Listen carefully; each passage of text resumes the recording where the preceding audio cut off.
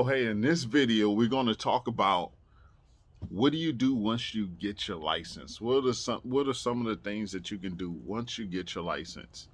What should you be preparing for? What should be your next move? And some of these topics you may find interesting that you need to take on.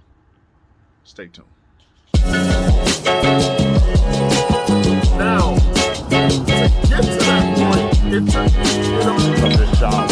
What's everything?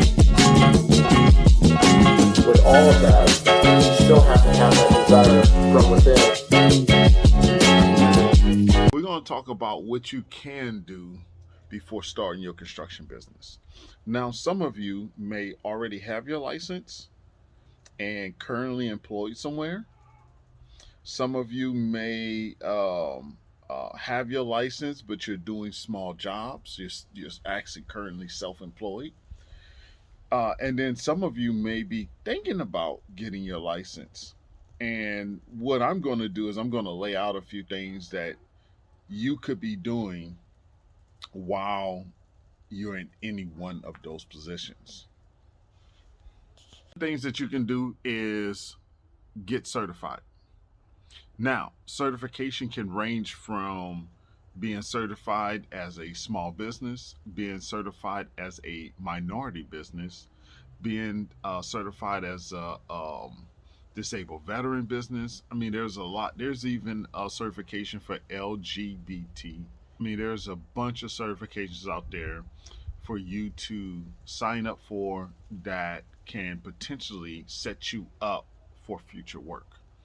So while you're in one of those positions where you have your license, kind of waiting on that transition to happen from moving to an employee position to an entrepreneur. In that transition, while you're waiting for that time, you could be working on these certifications. Okay. It'll be the right time because sometimes most of these certifications can take a long time, and there's different information that you have to supply to actually meet the criteria to get that certification. So I would say look up your state, your local city requirements, and which certifications they have available. Like for the city of San Diego, they have a ELBE, okay, and then they have an SLBE. So they have those two different types of certifications that they recognize for public works projects. Okay, so that's recognized in the San Diego County. There's different certifications recognized in Los Angeles County.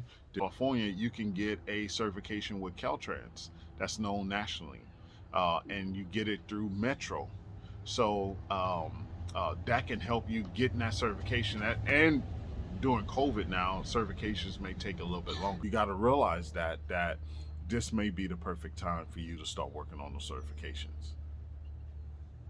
Okay, another thing you can do while you're in one of those positions or in between some positions on really getting started, you could be setting up accounts. Now, what do I mean by that? I mean setting up accounts for rental accounts, setting up material accounts. Those are the things that you're going to need once you get rocking and rolling.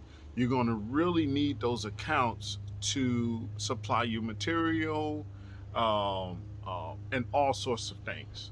So what I will first start off with before you go off into the larger accounts that you can set up, like here in California, large accounts here is Whitecap and Hub, which actually just became one. Whitecap and Hub are now one, but that was a large construction supplier, a ready-mix company. It's called Robertson's. There's CMEX. I mean, there's quite a bit of large ready-mix, cement ready-mix companies that you can go with. There's large companies that you can buy materials from, like drywall and mud and taping materials and things like that. So if you're in those trades, you want to set up those accounts early on, so that way once you're in a position, you can go ahead and get those materials on a 30-day net, and that will set you off to be a lot more competitive, and you will not be using out that your greenback so fast, right? Your cash. on hand so fast because you have to pay for things if you do not have an account. Now, first getting these accounts, most times these accounts want to see some type of history. So in the beginning, before you sign up to those accounts, you want to sign up to the local hardware place, like Home Depot. Get you a Lowe's account underneath the business account, okay, not a personal account.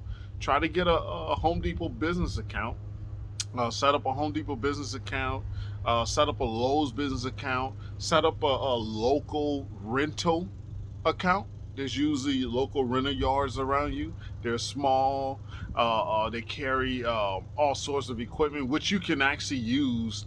And before you actually get to a place where you may need those other larger equipment accounts like United Rental, Hertz, and those such accounts where they're in several different states, several different cities, several different counties. In the meantime, you want to start with the smaller local suppliers, get on with them, build a relationship with them, and then once you get ready to sign up with the larger suppliers, you will use the smaller suppliers as a reference. That way, when you sign up for the larger suppliers, you have some backing, you have some history, because they're going to want to see that. You can't just sign up with them and say, "Hey, you're my first account that I'm going for." Most of them are going to say no. Okay, so you want to sign up with the smaller local suppliers. Get you a nice account set up and use the account.